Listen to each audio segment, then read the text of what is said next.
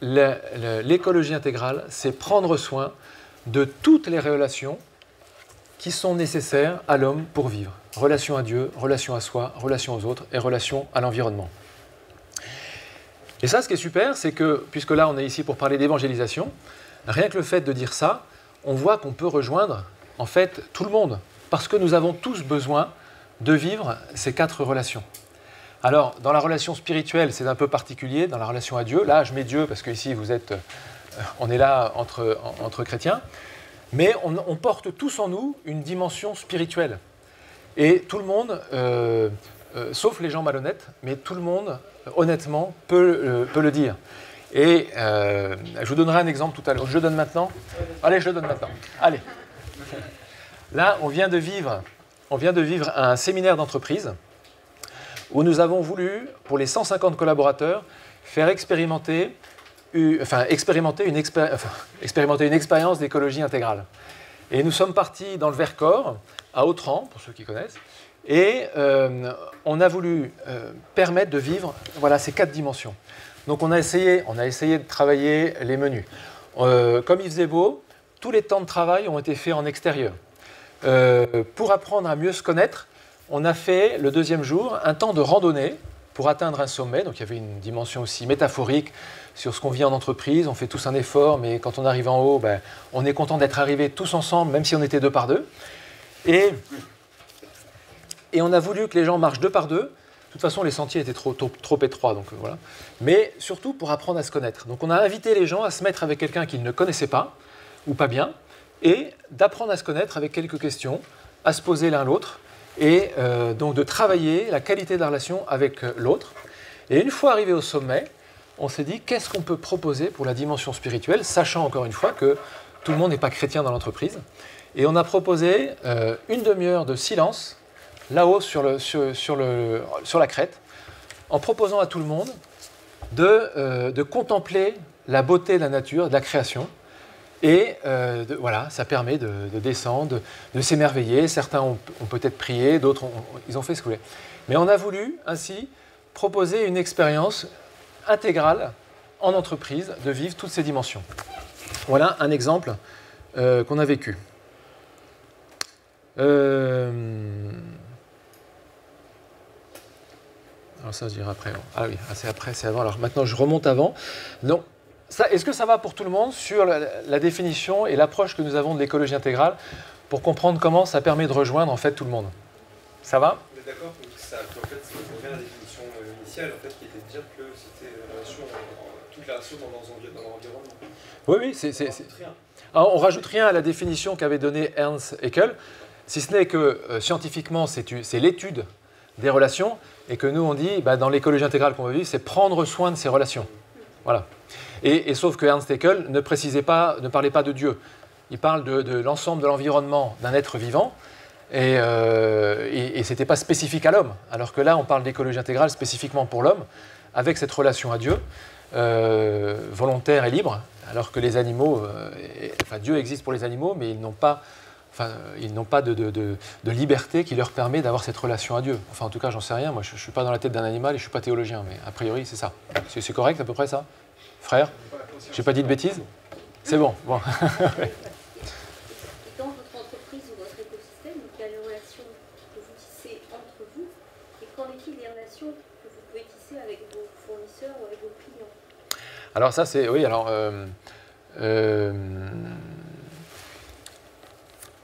Non, mais je voulais en parler après, donc c'est pour ça que je vois...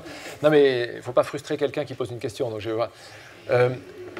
On a en tête en permanence... Alors quand je vous présente ça, moi je vous en parle de façon assez simple et claire. Je ne dis pas qu'aujourd'hui, c'est clair et c'est simple pour tous les collaborateurs de l'entreprise. Nous avons mis en place une nouvelle formation à l'écologie intégrale pour les collaborateurs.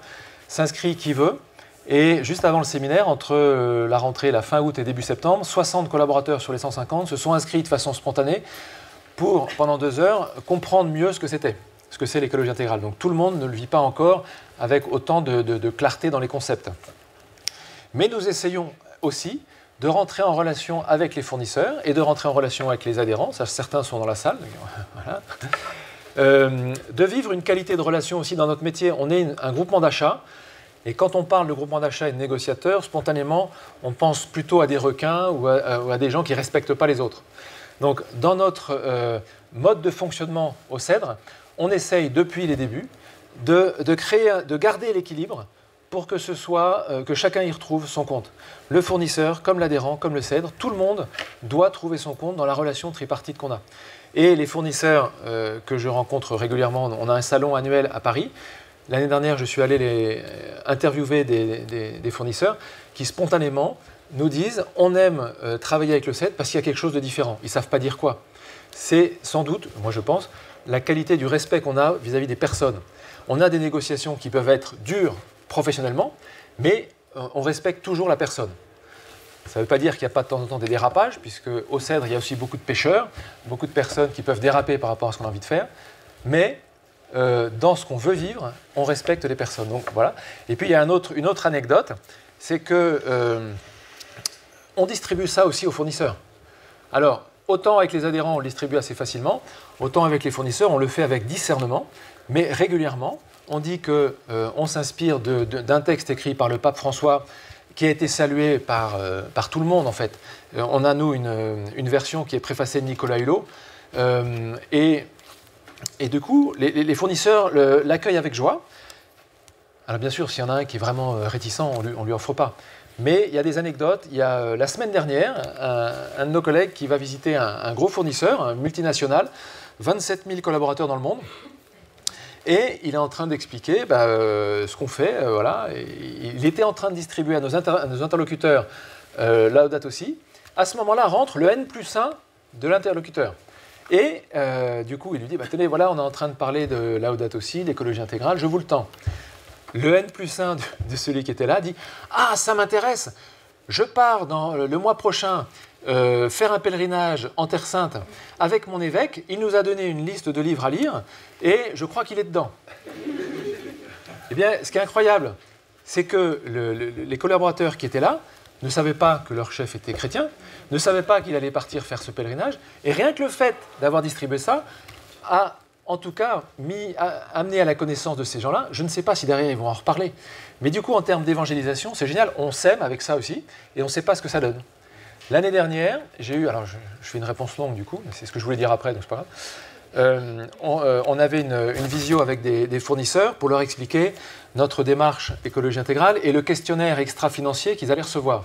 Donc on a mis en place un questionnaire extra-financier dans nos appels d'offres qui tient compte à la fois de la RSE, responsabilité sociétale des entreprises, et qui est croisé avec l'enseignement social de l'Église et Laudato Si. Et donc, j'explique, moi, que nous, voilà, j'ai lu aux dirigeants de l'entreprise, au CEDRE, nous croyons qu'en un monde fondé sur l'amour et que tout homme y aspire, nous voulons y contribuer, etc. On s'inspire de Laudato Si. Et à ce moment-là, le dirigeant de l'entreprise dit aux 2 collaborateurs qu'il avait avec lui, il ne l'avait jamais dit, ah oui, mais ça me parle. Quand j'étais jeune, j'ai fait un temps dans un monastère. Et en fait, ce qui est génial, c'est que rien que le fait d'en parler, ça délie les langues. Et on ne sait pas du tout ce que ça va donner, parce qu'avec cette entreprise, moi, je n'ai jamais eu une nouvelle discussion. Mais si jamais déjà ça permet dans l'entreprise de découvrir des gens qui sont chrétiens et autres, eh bien, c'est aussi une super ouverture. On a travaillé du coup la relation à Dieu, parce que nous, on en parle comme ça. Et puis, entre eux, ils se découvrent peut-être chrétiens et tout. Et hop, et voilà. Et du coup, ça déclenche voilà, des choses. Je n'ai pas du tout regardé l'heure, donc je sais pas. Ça va comme réponse? Ça vous va, hein? Voilà. On va attendre l'échange après. Ouais. 10 minutes. Ouais. Alors, ça c'est après. C'est dur les progressifs, hein, pour ceux qui en ont déjà. En fait, et l'autre terme, donc là, on a défini l'écologie intégrale avec quelques exemples. Et il y a qu'est-ce que c'est qu'évangéliser? Et du coup, au début, c'est un congrès sur la mission, donc a priori, vous savez tous ce que c'est qu'évangéliser. Mais je voudrais qu'on revisite l'évangélisation maintenant qu'on a en tête ce que c'est l'écologie intégrale pour nous. Alors, je vous le dis très clairement, on n'annonce pas le Christ ressuscité tous les jours au CEDRE à tous les collaborateurs, ni à tous les fournisseurs. Hein, parce que souvent, quand on parle d'évangélisation, on pense directement annoncer l'annonce kérigmatique de Jésus ressuscité, qui est mort et qui est mort et ressuscité pour nous sauver. Bon, c'est pas ça tous les jours qu'on peut faire. C'est plutôt le fruit d'un long processus. Voilà. Mais évangéliser, c'est aussi ouvrir les yeux face à la beauté de la création. Parce que dans la création, je crois que c'est les pères de l'Église qui disaient qu'il y a deux livres. Il y a le livre déjà de la création pour arriver à Dieu. Et l'exemple que je vous ai donné tout à l'heure, sur le fait de proposer aux collaborateurs de prendre un temps de silence devant la beauté de la nature et de la création, c'est déjà une façon aussi, pourquoi pas, d'évangéliser, parce que la nature nous parle. C'est prendre le temps aussi. Moi, je suis très marqué par l'écologie intégrale et par Laudato Si sur le fait de prendre le temps. Le temps est supérieur à l'espace, comme dit le pape souvent. Et en fait, oser prendre le temps. Beaucoup de collaborateurs nous ont remerciés après le séminaire, c'était la semaine dernière le séminaire, donc je ne vous parle pas d'un truc qui a un an, en nous disant, vous avez osé, merci d'avoir osé prendre le temps pour 150 personnes, quand on cumule, là, s'il y a des DAF ou je ne sais pas quoi, quand on cumule le salaire de tout le monde pendant une demi-heure sur 150 personnes, prendre ce temps gratuit face à la création, ben, quel temps perdu, n'est-ce pas? Eh ben voilà, merci d'avoir osé prendre le temps, ce temps gratuit. Évangéliser, il y a aussi une vraie réflexion pour moi par rapport à la dignité de la personne. On voit bien qu'est-ce qui est important dans la vie pour nous, quelle est l'anthropologie qu'il y a derrière, tout ça. Ça, c'est des vraies questions et remettre les choses à leur place. Reparler des 4 relations de la personne, c'est déjà ouvrir les yeux à la dignité de la personne, aux gens qu'on peut avoir. C'est déjà ça.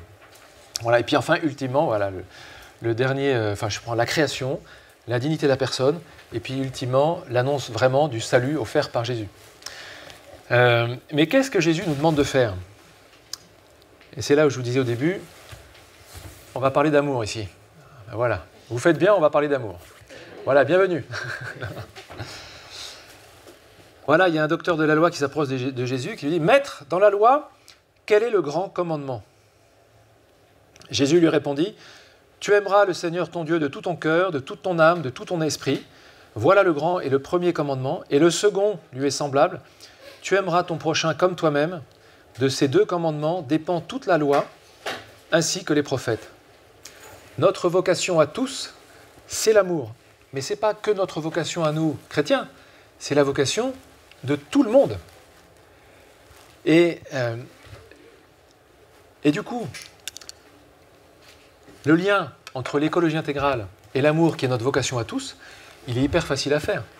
L'écologie intégrale, c'est prendre soin de la relation. Qu'est-ce que c'est qu'aimer? Si ce n'est prendre soin de la relation à l'autre, pour l'aider à grandir, pour l'aider à être ce qu'il est. En fait, l'écologie intégrale, pour moi, je vous dis, c'est un peu tel que le pape François nous le propose dans la Laudato Si, c'est une réponse concrète à un appel du pape Jean-Paul II à construire la civilisation de l'amour. Et ce qui est super, c'est que quand on parle d'enseignement social de l'Église, quand on parle de l'évangile, les gens sont assez réticents. Quand on parle d'écologie, on rejoint les gens. L'écologie intégrale, même s'ils ne comprennent pas le mot intégral, nous on a en tête ça. Mais ça rejoint tout le monde. Et si on parle de la qualité de la relation, c'est super, parce que tout le monde est en relation. Or, c'est ça l'amour. Or, c'est ça pourquoi on est fait, tous, pour aimer et être aimé. Et la source de tout ça, si des gens après vous demandent où est la source, c'est Dieu. Dieu qui est en lui-même amour, Dieu Trinité, il ne peut qu'aimer Dieu. Et il nous a créés pour vivre de cet amour et vivre cet amour. Donc l'écologie intégrale, en fait, est une ouverture à l'amour, et du coup, à l'amour avec un grand A, qui est Dieu. Et donc, oui, l'écologie intégrale est un super moyen d'évangéliser, et ça rejoint tout le monde. Ça vous va Et du coup, comment Jésus, l'année dernière, j'ai eu un petit pépin de santé, j'ai été arrêté pendant 5 mois, et du coup, je me suis dit, tiens, comment Jésus, j'ai voulu prendre un peu de temps, comment Jésus manifeste son amour. Moi, je suis, vous connaissez, je fais une parenthèse, vous connaissez les langages de l'amour. Il y a différents langages de l'amour, chacun est plus ou moins sensible à un langage, entre la parole valorisante, le cadeau, le moment privilégié, le service rendu, et il m'en manque un, je ne sais plus. Enfin, bon. Et les gestes, voilà. Et alors pour moi, les paroles valorisantes sont très importantes. Et je me suis dit, Jésus, il doit avoir dit très souvent à ses apôtres et à ceux qui l'entourent qu'il les aime. Donc j'ai repris Saint Matthieu et j'ai feuilleté. Et je me suis dit, comment Jésus manifeste son amour à ceux qui l'entourent? En fait, il n'a jamais dit directement à quelqu'un, en tout cas ça ne nous est pas rapporté, je vous aime. il n'a fait que poser des actes. Et moi, ça me marque parce que dès qu'on me parle d'évangélisation, je pense à la parole. Et en fait, non. Jésus n'a fait que poser des actes. Et qu'est-ce qu'il a fait comme acte? Il est allé déjeuner avec les uns les autres, il est allé à des banquets à Cana, il a ressuscité des morts, il a guéri des malades, des extropiés, des aveugles, il a expulsé des démons, il a purifié ça. Il n'a fait que poser des actes. Et il était en relation, il rentrait en relation avec ceux qui étaient devant lui. Il n'aura pas juste dit « bon, je t'aime » et puis c'est barré. Non, il a pris le temps avec la personne, il est rentré en relation avec chaque personne. Et en fait, qu'est-ce que nous propose l'écologie intégrale? C'est de vivre cette qualité de relation avec les uns et les autres. Alors, ça peut aller jusqu'à maintenant, vu ce qu'on vit pendant ce congrès, ça peut aller, pourquoi pas, jusqu'à prier pour des personnes, guérir des personnes. Enfin, maintenant, à vous de jouer après, hein. À nous de jouer, pardon. Bravo, merci. Et du coup, j'ai noté aussi deux citations de deux Saint François, donc Saint François d'Assise et Saint François de Sales, qui, moi, m'aident beaucoup et me parlent. Saint François d'Assise, « Prêchez l'Évangile, si c'est nécessaire, aussi par des paroles. » Prêchez l'Évangile, si c'est nécessaire, aussi par des paroles. Et Saint François de Sales disait à peu près la même chose en substance, mais ne parle du Christ que si on t'interroge, mais vis de telle manière qu'on t'interroge. Et du coup, là encore une fois, l'écologie intégrale, la qualité de relation qu'on peut avoir avec les personnes, peut faire qui nous interroge. Un petit témoignage. L'année dernière, pour le carême, les sanctuaires de Paray-le-Monial ont créé un petit livret qui était basé à la fois sur Bilbo le Hobbit et sur l'écologie intégrale pour proposer un cheminement pendant le temps de carême avec la mission de proposer à quelqu'un d'autre de vivre ce parcours avec un binôme qui ne connaissait pas Dieu. Bon, moi j'ai pris un petit livret et j'ai demandé à un collègue du Cèdre qui ne connaît pas du tout Dieu, à qui j'avais fait avant une présentation, je vous raconte l'anecdote quand même parce qu'on peut quelquefois être à côté de la plaque, hein. Et c'est un gars de bonne volonté, vraiment un gars super chouette, mais il ne connaît pas Jésus. Voilà. Et la dernière, je lui dis, quand il est arrivé, il se dit, bon, si tu veux, je te prends pendant 1 heure et je t'explique ce que c'est que la foi chrétienne. Et là, je lui fais le plan du salut, je pars de Dieu Trinité, qu'il aime, et tout le plan du salut. 1 heure après, Jésus ressuscité, et là, j'étais content de moi. Ah, j'étais content de moi. Et je lui dis, alors? Et il me dit, ah ouais, ça me parle bien, tes valeurs, là. Ça me rappelle un ancien directeur que j'ai eu dans une autre boîte, il avait des valeurs fortes, il était franc-maçon. Bon, alors ça fait flop, parce que je me suis dit, c'était pas le moment, je voulais aller trop vite, et peut-être, et transmettre, voilà, faire une annonce un peu charismatique de la foi. Et du coup, je me suis dit, bien fait pour toi, tu as voulu aller trop vite, quel est le temps de Dieu? Et donc, à cette même personne, j'ai proposé de faire ce parcours de carême avec lui, avec ce petit livret. Toutes les semaines, il était prévu qu'on se voit, et on avait un petit texte à lire, et puis des petits efforts à faire, liés à l'écologie. Eh bien, de façon très étonnante et très sympathique, à la fin de ce temps, après Pâques, parce que le carême ça se termine après Pâques, hein, eh bien, il me dit, c'est quand même dommage, Gonzague, parce que là, du coup, on ne va plus prendre de temps régulièrement ensemble. Et donc maintenant, on déjeune ensemble 1 fois par mois, et on parle de plein de choses.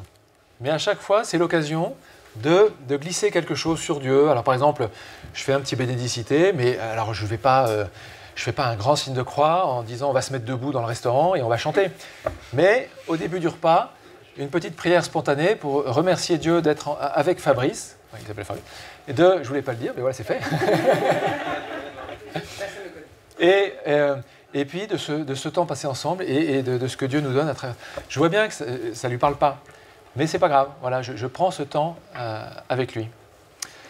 Et voilà, et du coup, ce que je découvre et que j'avais du mal à faire avant, c'est au cœur de tout ça, pour évangéliser, c'est de rentrer en amitié avec les gens. Jusque-là, depuis 30 ans que j'essaye d'évangéliser, j'étais beaucoup dans l'annonce directe. Est-ce que tu connais Jésus? Et puis dès que ça mordait, je faisais le plan du salut et puis j'étais content. En fait, je vois bien que ça ne porte pas ses fruits régulièrement. Et quand j'ai un peu médité sur comment faisait Jésus, en fait, il prend le temps d'aller déjeuner avec un tel, d'aller dîner avec un tel, est-ce que je peux venir chez toi? Et du coup, il rentre en amitié avec les gens. Et c'est seulement après qu'il se passe des choses. Et en fait, osons prendre le temps de la qualité de la relation. Et c'est ça l'écologie intégrale. Vous voyez? Pour moi, c'est ça. Et du coup, ça demande du temps, ça demande de la gratuité. Ce matin, à la table ronde où j'étais, il y avait des... je ne sais plus leur nom, une personne qui a monté une boîte de lunettes, là. Quelqu'un y était aussi? Oui. Et en fait, c'est pas grave, enfin voilà, et Audrey Cato, oui. Elle s'appelle Cato, C-A-T-O-Z, bon voilà. Mais, Catose. Et en fait, elle propose régulièrement aux personnes de prendre le temps, du temps gratuit. Ah, bah, tu veux qu'on parle? On se pose, je sors de mon bureau, je sors de ce que je fais et je t'offre du temps. Voilà, et bien c'est quoi? Je travaille la qualité de la relation. Elle ne veut pas travailler uniquement des techniques de vente. Elle dit à ses vendeuses, prenez le temps avec les clients. Hein, nous au Cèdre, depuis toujours, la qualité de la relation est très importante. On a comme adhérents dans les structures chrétiennes, on a des petits carmels de 12 sœurs et des grosses écoles privées dans Paris qui ont 3000 élèves et tout ça. Je peux vous dire que si on fait le ratio, on sait très bien qui nous rapporte le plus. Eh bien, on passe autant de temps avec les uns et avec les autres. C'est pas ça qui compte. Vous voyez? Alors, est-ce que vous voulez des questions ou d'autres petits exemples qu'on vit dans l'entreprise? Est-ce que les dirigeants du Cèdre sont chrétiens? Oui. Ça fait partie d'un critère d'embauche? Non, alors le fondateur du Cèdre, lui, a eu l'idée de fonder le Cèdre, Éric Chevalier, a eu l'idée de créer le Cèdre parce qu'il était lui-même avant au service d'une structure d'église. Il était le directeur des sanctuaires de Paray-le-Monial et il a eu à faire des achats et il a demandé dans l'église s'il existait quelque chose pour aider dans les achats. Et donc, après, quand il a arrêté cette mission au sanctuaire, il s'est dit, je vais créer une entreprise pour pouvoir permettre aux structures d'église de se concentrer sur leur propre mission, qui est l'éducation, qui est la pastorale et tout ça, et pour se décharger de ça. Donc lui est chrétien, et en fait, beaucoup de cadres qui sont venus au Cèdre pour donner du sens, et parce qu'ils savaient qu'on était notamment au service de l'église. Mais dans l'entreprise, il y a vraiment des gens qui sont chrétiens et pas chrétiens. Parmi... Ah oui, aujourd'hui, dans l'équipe dirigeante, tout le monde est chrétien. Oui.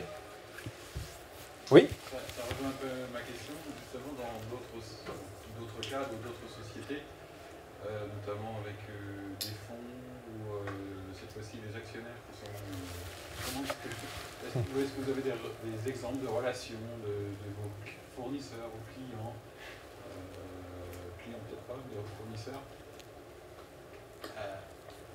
vers le haut, vers les actionnaires et comment ça se passe? Vous voulez dire, enfin, il y a forcément des fournisseurs pour qui c'est uniquement le rendement financier qui compte. C'est ça que vous voulez dire? Par exemple, quoi.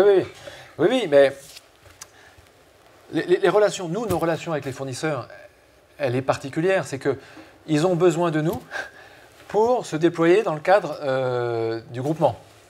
Donc forcément, ils ont une oreille attentive à ce qu'on leur propose.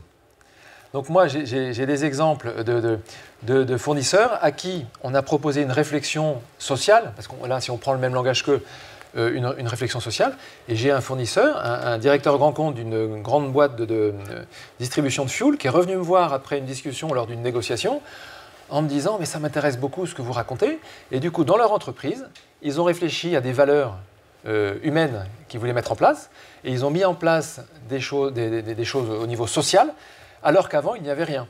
Donc, on arrive par notre façon de témoigner et notre façon de questionner les fournisseurs à les faire bouger. Maintenant, des actionnaires qui ne veulent pas changer, nous, on ne les atteint pas aujourd'hui. Ce qu'on veut aujourd'hui, notre rêve aujourd'hui, notre rêve aujourd'hui, c'est avec les adhérents, parce que nous, nos achats en tant que Cèdre, c'est peanuts. Nous, ceux qui ont du poids économique, c'est nos 9000 adhérents répartis sur toute la France qui représentent 400 millions d'euros d'achats. Nous, au Cèdre, on a 1 ou 2 millions d'euros d'achats, j'en sais rien, enfin, je ne sais même pas. Mais c'est rien, c'est pas ça qui va avoir du poids. Si on veut avoir du poids pour changer chez les fournisseurs quelque chose, c'est l'ensemble de nos adhérents, nos 9000 adhérents. Et donc, on est dans une démarche aujourd'hui, en lien aussi avec l'Académie pour l'écologie intégrale notamment, de voir comment avancer main dans la main dans cette conversion écologique avec nos adhérents pour petit à petit peser sur le monde économique et inviter les fournisseurs à changer des choses aussi chez eux. Ça répond à votre question? Parce que moi, j'ai pas d'exemple. J'ai pas d'exemple où des dirigeants sont venus nous dire directement ce que vous vivez, on s'en fout, ou alors on veut pas vivre ce que vous nous proposez. Mais enfin, ou alors j'ai mal compris votre question. Si, oui, c'est ça. C'est comment aborder, par quel biais aborder. Pour moi, c'est le biais numéro 1, c'est la qualité de la relation avec la personne. C'est montrer à vos interlocuteurs, quels qu'ils soient, que vous les aimez. Première, qualité de la relation. La personne qu'on a en face de soi. Et ensuite, témoigner de ce qu'on vit. Nous, les fournisseurs, on ne leur parle pas de leur propre gestion d'entreprise. On leur dit ce qu'on essaye de vivre, nous. Et là, ça les interpelle. Et là, ils se disent, tiens, qu'est-ce qu'on peut mettre en place ou comment on peut avancer. Mais une personne... Oui. En tant que responsable, sans être dirigeant ni actionnaire, c'est là où ça peut être compliqué d'avoir des sujets. Alors j'ai compris Oui. qu'il y a peut-être une porte à travers les RSE, Oui. mais il ne faut pas que ça devienne non plus une tarte à la crème, comme on voit dans certains endroits. Voilà. C'est-à-dire que là, pour ne pas déraper sur la RSE, parce que là, le sujet, c'était l'évangélisation, pour moi, mais c'est au cœur de tout ça, c'est comment moi, parce que l'écologie intégrale par rapport à la RSE, au développement durable, il y a plein de choses qui se rejoignent. Il y a une chose qui est pour moi fondamentale, c'est que l'écologie intégrale, ça part de là. C'est-à-dire que ça nécessite une conversion personnelle. Et du coup, comment moi, je témoigne et je vis la qualité de ces 4 relations. Et là, ça peut ouvrir des portes. Oui. Pardon. Parce que ce que vous avez dit, ça me rappelait un peu le premier atelier que j'ai fait tout à l'heure. Ah oui, alors j'y étais pas, donc peut-être que... Patrice. Ah oui, on le connaît, oui. Ah oui. Non, c'est juste que, parce que lui, il dit que ce qui est très... Enfin, son atelier, il a beaucoup insisté sur l'importance de changer le modèle économique. Voilà. Il dit le but de la maximisation du profit est finalement le gros problème. Voilà. Juste pour savoir, est-ce que vous en parlez aussi, que ce conseil, ça vient après Alors nous, on ne donne pas de conseils. Alors Patrice, c'est un révolutionnaire, c'est un légionnaire, n'est-ce pas? Bon, révolutionnaire qu'on connaît bien. Alors, on n'a pas tout à fait la même vision des choses en termes de business, c'est-à-dire que lui, il veut arrêter le modèle actuel et puis créer enfin en gros, je caricature, mais créer un nouveau modèle en faisant la révolution. Nous, le problème du business, enfin du modèle économique du CEDRE, ou le problème, ou c'est pas un problème, c'est que nous négocions ce que nos adhérents achètent. Et si on négocie des choses que nos adhérents n'achètent pas, en fait, ils n'achèteront plus et nous, on n'existe plus. Et donc, si on veut contribuer à changer le monde, on est en train de réfléchir avec des adhérents et des fournisseurs à voir comment faire évoluer le modèle économique, comment amener petit à petit nos adhérents aussi à changer leur consommation. Avant de parler d'achat, il faut aussi réfléchir à la consommation. Mais si on veut avoir une vraie conversion écologique, ça vient, là encore une fois, de chacun. Et donc, il faut accepter que ça prenne du temps. Et du coup, nous, ce qu'on veut là aujourd'hui, c'est la réflexion actuelle. On va continuer à négocier ce qu'achètent nos adhérents parce que de toute façon, ils l'achètent. Et si on arrêtait de le négocier, ils le paieraient 20 à 30% plus cher, mais sans changer leur pratique. Donc ce serait dommage. Donc on va continuer à négocier ce qu'ils achètent, mais en parallèle, on va faire quelque chose qu'on n'a jamais fait. Et pour nous, le changement de paradigme, il va peut-être être là déjà. C'est qu'on va commencer à négocier des choses en parallèle, même si les adhérents ne nous le demandent pas, en disant « vous avez des alternatives ». Et là, c'est un sacré boulot, parce que c'est en plus de ce qu'on fait. Donc, on va y aller petit à petit. Pardon? Surtout pour le fuel. Oui. Mais en fait, on ne va pas dire aux adhérents, écoutez, on ne veut plus négocier le fuel. Et donc, la pauvre abbaye qui a une cuve à fuel et qui, aujourd'hui, ne peut pas faire autrement, il va en plus payer 20% plus cher. Donc, ce qu'on veut, c'est essayer petit à petit de voir comment on peut faire évoluer le modèle économique, mais on ne peut pas le faire tout seul. Et ça, on est en pile poil dans l'écologie intégrale, qui est en fait l'interdépendance. C'est reconnaître qu'on est interdépendants les uns des autres, tous. Et ça, on est accompagné aussi par Fabien Revol de l'Université catholique de Lyon, qui est le titulaire de la chaire Jean Baster sur l'écologie chrétienne. Et en fait, la première étape de l'écologie intégrale, c'est de changer de regard. changer son regard sur le monde, sur la création. La création n'est pas uniquement un stock dans lequel on peut puiser. L'autre n'est pas juste pour moi une occasion de m'enrichir. D'abord, changeons de regard. Et ça, il faut qu'on le fasse tous ensemble. Et le pape le dit beaucoup mieux que moi dans l'encyclique. Ce n'est pas les politiques qui vont changer le paradigme. Ce n'est pas les penseurs économiques. C'est ceux qui vont changer leur comportement d'achat. C'est les consommateurs. Il dit les consommateurs. Pour nous, c'est nos adhérents.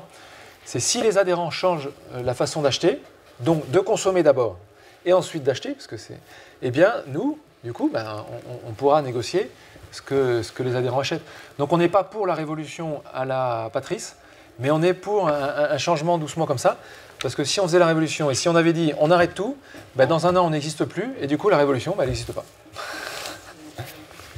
Oui ? Vous parliez d'évangélisation en entreprise, et sur 150 salariés et collaborateurs, vous en tant que dirigeant, vous portez toutes ces belles valeurs de l'écologie intégrale, et comment est-ce que vous vous assurez que les strates de vos collaborateurs, chefs de service, j'imagine, parce que 150 c'est une masse, assurent bien que ces valeurs soient appliquées au quotidien, que ce soit de la personne intermédiaire ou à la petite main qui fait le ménage ou le secrétariat. Parce que moi j'entends dans ce que vous disiez que vous essayez au mieux de rayonner sur vos adhérents et qu'en tout cas c'était le principe fondamental. Mais concrètement au quotidien, comment est-ce que vous vous assurez un petit peu de consentement? Au quotidien, c'est aussi la qualité de la relation qu'on a nous-mêmes avec les uns les autres. Alors, on est loin d'être parfait parce que plus on met la barre haute, plus on annonce qu'on croit en l'amour, plus dès qu'il y a un moindre dérapage, on se prend le retour de manivelle aussi de la part aussi des collaborateurs en disant c'est gentil, hein, vous dites ça, alors qu'une entreprise qui ne dit pas qu'elle veut vivre ça, forcément, on ne va pas lui reprocher. Donc voilà. Très concrètement, on a mis en place depuis 3-4 ans, je suis lancé, la CNV pour tous. Donc la communication non volante pour l'ensemble des collaborateurs dans l'entreprise. En disant, voilà, nous, ce qu'on veut, c'est vivre une qualité de relation entre nous. Les premiers à avoir été formés, c'est le comité de direction. Et ensuite, l'ensemble des collaborateurs, en arrivant au CEDRE, a une formation de 3 jours sur la communication non volante pour apprendre justement à rentrer en relation avec les autres. C'est pas pour ça que c'est parfait. Malgré tout, ce qu'on entend, et là, Joséphine pourrait témoigner à ma place, mais sur les recrutements, il y a les gens qui viennent, il y a même des candidats qui viennent au CEDRE et qui ne sont pas retenus, qui nous remercient pour l'accueil. Alors il y en a aussi qui ne sont pas contents, hein, quand même. Mais il y a même ça c'est l'anecdote, mais il y a des gens qui viennent au CEDRE, je ne sais pas si c'est des fournisseurs, des adhérents, et moi quand je passe, je dis tiens, on s'occupe de vous, vous voulez un café? C'est la 3e fois qu'on me propose un café. Bon d'accord, merci. Voilà. Donc, ouais. Ça c'est vrai, hein, c'est une anecdote que... Donc, on essaye de vivre cette qualité de relation. Bien sûr, il y a des dérapages, bien sûr, il y a des couacs, mais voilà, on essaie d'être attentif à ça. Il y a des temps de convivialité régulièrement. Au début, on fêtait tous les anniversaires, donc maintenant c'est trop. Donc, une fois par mois, allez, on se réunit à midi ou à 10h, à la pause de 10h, avec des gâteaux, des choses comme ça. Des gâteaux, on ne prend plus de gâteaux préemballés. Je crois qu'il y a au cœur de chaque collaborateur, chacun goûte que de prendre soin de la qualité de la relation avec les collaborateurs, c'est très puissant, ça apporte beaucoup de fruits dans la façon dont on veut travailler ensemble. Et donc chacun a envie de le poursuivre à son niveau. Donc c'est porté par la direction, c'est expliqué avec les nouveaux collaborateurs quand ils arrivent. Et ensuite, c'est vrai que les nouveaux qui arrivent nous disent que souvent, quand on leur dit qu'est-ce que tu retiens de ton arrivée, la qualité de l'accueil, c'est incroyable. Donc le fait de les avoir bien accueillis, en fait, c'est pas surjoué, hein, c'est pas du théâtre. Après, ils ont envie de le vivre au quotidien dans la façon dont ils travaillent. Et donc c'est quelque chose, on entretient la machine, c'est quelque chose qui s'auto-entretient parce qu'en fait, quand on a des bonnes relations, on a aussi envie avec les nouveaux qui arrivent d'avoir des bonnes relations. Et c'est porté par la direction, mais c'est vraiment transmis à chaque collaborateur et c'est vécu à tous les niveaux. Et encore une fois, on n'est pas parfait, il y a des tensions, on est 150, hein, donc on n'est pas des saints, c'est 150 personnes avec 150 tempéraments différents, donc il y a forcément des frictions, hein, mais en tout cas, c'est ce qu'on veut vivre. Toutes ces initiatives ont été générées par la direction ou par autre chose, par quelque chose de transversal dans l'entreprise? Comment ça s'est passé? Quand vous dites, ouais. oui. Les entreprises où les dirigeants ne sont pas forcément moteurs pour ce Oui, genre de choses. Il peut y avoir d'autres moyens de le faire, peut-être Alors, mais je vais vous dire, il y a d'autres initiatives. Il y a des initiatives qui viennent de collaborateurs, d'autres qui viennent de la direction. Forcément, le fait de s'inspirer de Laudato Si, de le distribuer à tout le monde, enfin, ça vient de la direction. Mais je dirais qu'il y a beaucoup de dialogue aussi entre la direction et les personnes. Et du coup, il y a même des décisions, je ne sais même plus d'où ça vient. Enfin, non, mais il y a par exemple, aujourd'hui, on a affiché dans les locaux du CEDRE à Paris l'exposition de Yann Arthus Bertrand sur Laudato Si. Il a repris des belles photos avec des morceaux de texte. Bon, on l'a mis dans tous les locaux, dans tous ceux qui viennent, des fournisseurs, et il y en a qui s'arrêtent devant, disent c'est beau et tout ça. Moi, je ne sais même plus si c'est quelqu'un de notre équipe qui a eu l'idée, alors qu'elle a peut-être dit c'est super. Après, la direction a dit peut-être c'est super, allez, vas-y. Mais là, c'était une initiative d'un collaborateur, pour donner un exemple. Et du coup, ça se voit, parce qu'il y en a partout des affiches.